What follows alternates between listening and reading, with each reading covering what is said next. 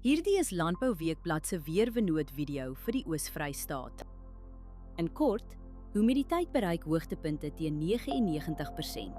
Risiko vir swamdruk is hoog. Hier is die besonderhede. Groeigraaddae sedert Januarie staan op 971. Dit is 61 grade laer as die 5-jaar gemiddelde. Teenoor verlede jaar het ons 28% minder reën gekry. Die laagste temperatuur wat voorspel word is 4,3 grade. Die hoogste is 19 grade. Die grootste dag tot nagwisseling is sowat 15 grade, wat redelik groot is. Skerp wisselings van die aard stres die gewas en kan groei en blomontwikkeling beïnvloed. Net 0,2 mm reën word die week verwag. Die ergste winddag is Vrydag met ongeveer 12,1 km/h. Vermy spuit op daardie dag.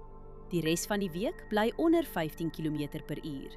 Let op windrigting, windvlae, temperatuur, humiditeit en delta T voor jy spuit. Verdamping is die hele week onder 3 mm. Oorbesproeiing in die soort toestande hou risiko in vir wortelsiektes.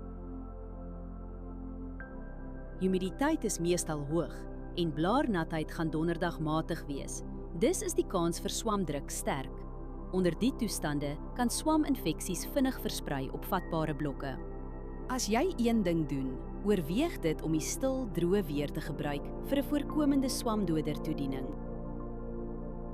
Hierdie weerinligting is gebaseer op werklike data vanaf meteostasies. Die data word deur TerraClim skoongemaak en geverifieer. KI-interpretasies word deur grondwaarheidsdata onderlê, aangedryf deur Villa Crop Protection. Hierdie verslag is met die hulp van kunsmatige intelligensie gegenereer en is nie professionele advies nie. Gaan na weather.villacrop.co.za en kies die weerverslag vir jou streek.